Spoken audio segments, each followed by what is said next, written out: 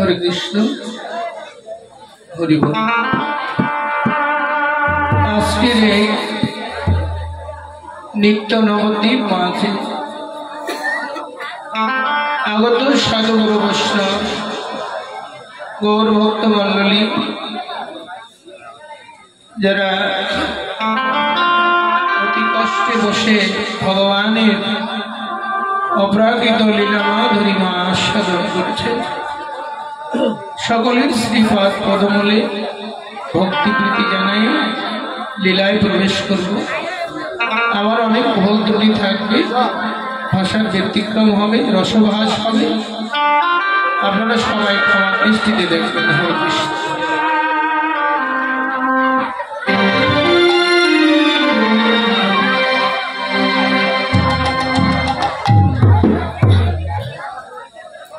এত সময় আমরা যে বলাটি আস্বাদন করেছি, সাউন্ডটি দাদাকে বলবো একটু বাইরের দিকে সাউন্ড রেখে দিলে, একটু বাড়িয়ে দিলে সাউন্ডটা আনটিউনিং হয়ে যাবে, আর কাছে ঠেকে কেটে গেলে একটু আনটিউনিং হয়ে যায়, এটা একটু নতুন রাখবে। এত সময় যে পালাটি আস্বাদন করেছেন সেই পালাটি ছিল গৌর গোবিন্দের উত্তরগুষ্ঠ লীলা বা ফিরাগুষ্ঠ লীলা। এখন আমরা যে লীলাটি আস্বাদন করব সেই লীলাটি হল ভগবানের রূপ তৎসঙ্গে হল। এই পালার মাঝে ভুল ত্রুটি হলে ক্ষমা করবেন। এখন যেহেতু রূপের কথা, আমাদের ভগবান নিয়ে অনেক কথা, কেউ বলে সাকার, কেউ বলে নিরাকার। লালন সাইজি গানে বললেন, বেদে নাই যার রূপ রেখা, পাবে সামান্য কি তার দেখা। আবার বিজ্ঞানী গৌর সম্বন্ধেও লিখেছে, তো বিভ্রান্তির শেষ নাই। তাই গৌর হরি নিজে কি বললেন সেই কথাটা একটু বলে যায়। গৌর হরি যখন সন্ন্যাস গ্রহণ করার পর দক্ষিণাত্য জয় করতে গেলেন, এক ব্রাহ্মণের গৃহে আশ্রয় দিলেন। ব্রাহ্মণ দেখলেন সন্ন্যাসী জীবনে অনেক দেখেছি, কিন্তু এমন অপরূপ সন্ন্যাসী দেখি নাই, এত নবীন সন্ন্যাসী দেখি নাই। এত অল্প বয়সেই সন্ন্যাস ধর্ম গ্রহণ করেছে, এই সন্ন্যাস ধর্ম কি নিমাই রক্ষা করতে পারবে? এটা তার অন্তরে যে সংশয় ছিল। সেও চাইছিল যে নিমাইয়ের কল্যাণ হোক, তার সন্ন্যাস ধর্মটা রক্ষা হোক। সন্ন্যাস ধর্ম রক্ষা করতে গেলে তার প্রচুর জ্ঞানীর প্রয়োজন আছে। জ্ঞানী যদি হয়, এটা ব্রাহ্মণের ভাবনা। জ্ঞান যদি হৃদয়ঙ্গম হয়, তাহলে তার সন্ন্যাসের তো ঠিক। মা বাবা তো সন্তানের মঙ্গল কামনা করে, সেই পুত্র সুলভ ভাবে মহাপ্রভুকে লালন পালন করছে গিয়ে ব্রাহ্মণ। তাই এই ভাবনা তার মনে এমন বাসনা যখন আসলো, নিত্য কি করে ওই বেদের বিভিন্ন জ্ঞান, বিভিন্ন শাস্ত্রীয় জ্ঞান, এইসব কথা, ধর্মীয় আলোচনা প্রতিদিন নিমাইকে বসে বসে শোনায়। মহাপ্রভু শোনে, কোনোদিন প্রতিবাদ করে না, বললেও। তো একদিন ওই ব্রাহ্মণ বলল, নিমাই, প্রতিদিন তোমায় এত শাস্ত্র অধ্যয়ন করে শোনাই, প্রতি উত্তরে তুমি কিছুই বলো। তুমি কি আমার কথাগুলি বুঝতে পারো না বুঝতে পারছো না? যদি আমার কথাগুলি তোমার বুঝতে কষ্ট হয়, তাহলে আমাকে একটু বললে আমি তোমাকে আবার ভালো করে বোঝাই। মহাপ্রভু তখন সম্বরণ করতে পারলেন না, বললেন, ব্রাহ্মণ, তুমি আমার পিতৃ স্বরূপ, আমার মঙ্গলের জন্য নিত্য পাঠ করে শোনাও। তোমার ওই লিখিত পাঠ আমি আস্বাদন করি, প্রতি উত্তরে কোনো কথা বলি না। আজ শোনো, তোমরা অনেক কথাই বলো, কিন্তু আমার বড় বেদনার বিষয় হয় যখন বলো যে ভগবান নিরাকার, ভগবান তার কোনো আকার নাই। এটাই তোমাদের নিতান্ত ভুল। তার একটি ব্যাখ্যা দিলেন মহাপ্রভু, যেমন ভাবে কারক বিভক্তির মাধ্যমে। আপনারা সবাই শিক্ষিত মানুষ, কারক সম্বন্ধে আমি ছোটবেলায় পড়েছি, বলো ক্ষমা করবে। তো সেখানে মহাপ্রভু কারক বিভক্তির মাধ্যমে বোঝাই দিলেন এই বিশ্ব জগৎটা কার দ্বারা সৃষ্টি হয়েছে। কোথাও তো এসেছে, হইতে থেকেছে, মনে হয় অপাদান কারক না, এরকম হবে। তাহলে যাহা হইতে থেকেছে কোথাও হয়তো এসেছে, তাহলে একটা কারক বিভক্তি মাধ্যমে বোঝা যায় যে কোনো জায়গা থেকে এসেছে। আবার বললেন এই বিশ্বজগৎ কার দ্বারা প্রতিপালিত হয়, দ্বারা দিয়া করতে পড়েছি শিবদার মাধ্যমে। হ্যাঁ, এরকম পড়েছি আমরা ছোটবেলায়। তাহলে যাহার দ্বারা ক্রিয়া হয়, কাজ হয়, তার তো একটা আকার আছে, নিরাকার না। আবার বললেন যথা হতে এসেছে তথাই একদিন লয় প্রাপ্ত হবে, এই জগৎ একদিন লয় প্রাপ্ত হবে। তাহলে যার দ্বারা এই তিনটি ক্রিয়া হয় তাকে তো নিরাকার বলা যায় না। মহাপ্রভু বললেন শোনো ব্রাহ্মণ, তোমার তো ছোট্ট একটি সংসার আছে, তোমার ছোট্ট একটি সংসার। এই ছোট্ট সংসার চালাতে তোমার একটা ছোট্ট মাথার প্রয়োজন হয়। মাথা দিয়ে অনেক কষ্ট করে ব্রেন দিয়ে বিভিন্ন কিছু ব্যবস্থা করতে হয় সংসারের জন্য। দুটি হাত প্রয়োজন হয়, চোখ প্রয়োজন হয়, দুটি পা প্রয়োজন হয়, এগুলি হয় না এই সংসারটা চালাতে গিয়ে। আর যিনি ভগবান সারা বিশ্ব ব্রহ্মাণ্ডকে নিয়ন্ত্রণ করে, তার বিশ্ব ব্রহ্মাণ্ডকে নিয়ন্ত্রণ করতে গেলে একটা মাথার প্রয়োজন হয় না। তাই বললেন তারও একটা মাথা আছে, তারও দুটি চোখ আছে, তারও দুটি হাত আছে, তারও দুটি পা আছে। তুমি ছোট্ট একটি সংসার চালাও, তোমার ছোট্ট একটি মাথা। আর ভগবান এই বিশাল বিশ্ব ব্রহ্মাণ্ড পরিচালনা, তার বিশাল হতে বিশাল মাথা, বিশাল হতে বিশাল হাত, বিশাল হতে বিশাল পা। সে নিরাকার নয়, এমনি করে মহাপ্রভু বললেন। এ কথা বললাম এই কারণে, প্রথমেই পালাটা যেহেতু রূপের, ভগবানের রূপের, তাই জন্য বললাম। এবার রূপের কথায় যাব। প্রথমে আমাদের গৌর রূপের কথা। গৌর রূপের আস্বাদনকারীকে নদিয়ার অগণিত গৌর ভক্ত মণ্ডলী। এই রূপ হলো দুই প্রকার। একটি হলো চিন্ময় মূর্তি, আরেকটি হলো মৃন্ময় মূর্তি।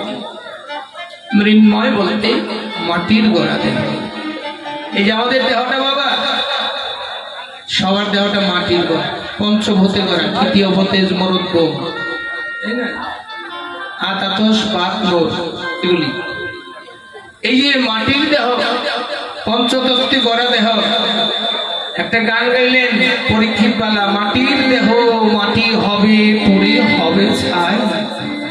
এই দেহ পচা দেহ, গৌরব কিসের ভাই? এই মাটির দেহ একদিন বাবা গো এই মাটির সঙ্গে মিশে যাবে। আর চিন্ময় মূর্তি, ওই মূর্তি কোনদিন ক্ষয় নাই, ধ্বংস নাই, ছিল, আছে, থাকবে। এই মূর্তিটা হলো গৌর মূর্তি, অক্ষয়, অক্ষয়, অবিনশ্বর। আমার এই দেহটা নশ্বর, আর ভগবানের মূর্তি অবিনশ্বর, কোনদিন ধ্বংস হয় না। তাই রূপ হলো দুই প্রকার। চিন্ময় মূর্তি হলো আমার গৌর মূর্তি, গোবিন্দ মূর্তি, গুরু মূর্তি। একবার যদি কোনো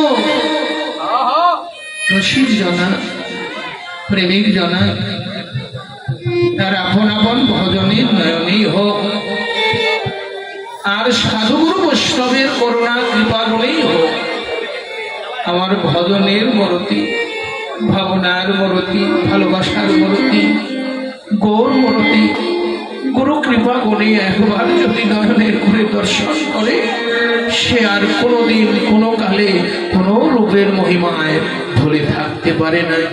সে যে গৌর রূপ সিদ্ধ মাঝে গৌর প্রাণ গৌর বলে চিরজনমের মতো রূপে যায়। গৌর নিলাম করলেই তো হবে না, দখলের প্রয়োজন। কি করলেন? নিলাম করলেন, পঞ্চতত্ত্ব জারি করলেন। ভজনের গোড়া হলো পঞ্চতত্ত্ব। এক মরতিতে পঞ্চমরতি দেখায় যে জন গুরুকে শ্রী গুরু বলি তাহারই। তাই এই পঞ্চতত্ত্ব ছাড়া কোনো ভজন সাধন হয়। পঞ্চতত্ত্বের প্রয়োজন। পঞ্চতত্ত্ব জারি করি। আমাদের পঞ্চতত্ত্ব আবার দুই প্রকার। একটি পঞ্চতত্ত্ব হলো নদিয়ার প্রকাশ, আরেকটি হলো বৃন্দাবনে। নদিয়ার পঞ্চতত্ত্ব হলো সবাই জানি, গৌরাঙ্গ, নিত্যানন্দ, অদ্বৈত, গদাধর, শ্রীবাস। এরা হলো প্রকাশ নদিয়ার পঞ্চতত্ত্ব। আর বৃন্দাবনের পঞ্চতত্ত্ব হলো গুরুর দেওয়া গোপন বস্তু। শ্রী গুরুদেব নিরূপণে করুণা করে কৃপা করে আমার কর্ণকুহরে যে ভালোবাসার বীজ বপন করেছে, এটাই হলো বৃন্দাবনের পঞ্চতত্ত্ব। তাই পঞ্চতত্ত্ব জারি করলি, নিলাম হলো, এবার দখল করতে হবে। এবার দুষ্টু মদন সে তো আর সহজে রাজত্ব ছাড়বে না। তার জন্য মহাপ্রভু কি করলেন? একটা বিশাল সংকল্প করলেন, না রাজত্ব তো এমনি ছাড়ছে না, এবার একটা কঠিন পদক্ষেপ নিতে হয়। কি করলেন? এবার যুদ্ধ ঘোষণা করলেন। আমরা সবাই জানি মহাপ্রভু অবরাবর অবতারে ভগবান অস্ত্র ধারণ করেছে, কিন্তু কলিযুগে কি অস্ত্র আছে? তাহলে যুদ্ধ করবে কি দিয়ে ঘোষণা তো করলেন। এখনো একটি অস্ত্র আছে, সে অস্ত্রটা একটু ভিন্ন রূপ, আমরা একটু আস্বাদন করি। সে আমার অস্ত্রতে যুদ্ধ করছে। এবারে দিল প্রেমবান